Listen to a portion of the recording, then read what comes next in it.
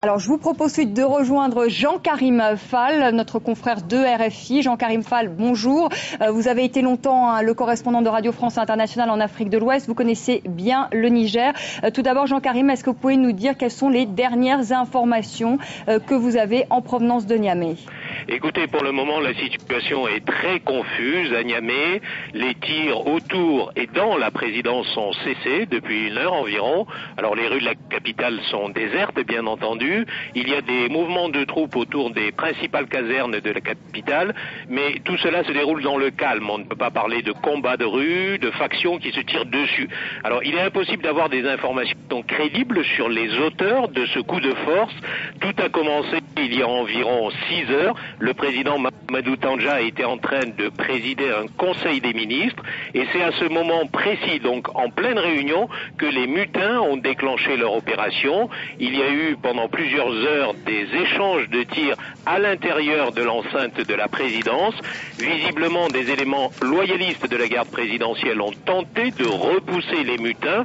Selon une source digne de foi, les mutins auraient pris le contrôle du bâtiment où se déroulait le Conseil des ministres. Tous les ministres sont d'ailleurs retenus en ce moment même dans ce bâtiment sous bonne garde. On ne sait pas pour le moment où se trouve le président Tandja. A-t-il été emmené par des mutins dans une caserne? Essaie-t-on de lui faire signer une lettre de démission? S'est-il réfugié dans un endroit sûr avec des fidèles? Il est impossible de répondre à ces questions pour le moment. Jean-Karim, est-ce que c'était prévisible ce qui se passe aujourd'hui ?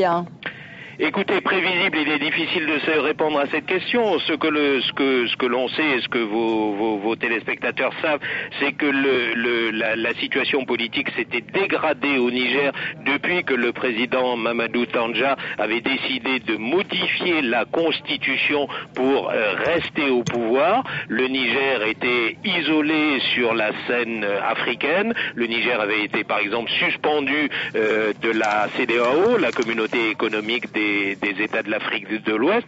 Le Nigeria faisait pression sur ce pays pour que le président Tandja donc revienne sur sa volonté de rester ad vitam aeternam au pouvoir.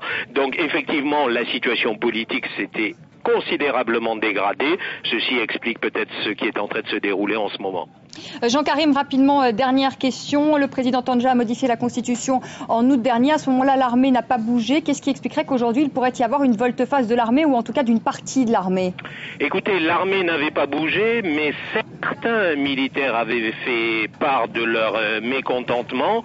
Le président Mamadou Tandja avait d'ailleurs à plusieurs reprises menacé un certain nombre de militaires en leur faisant clairement comprendre qu'un éventuel coup de force risquait de leur coûter très cher.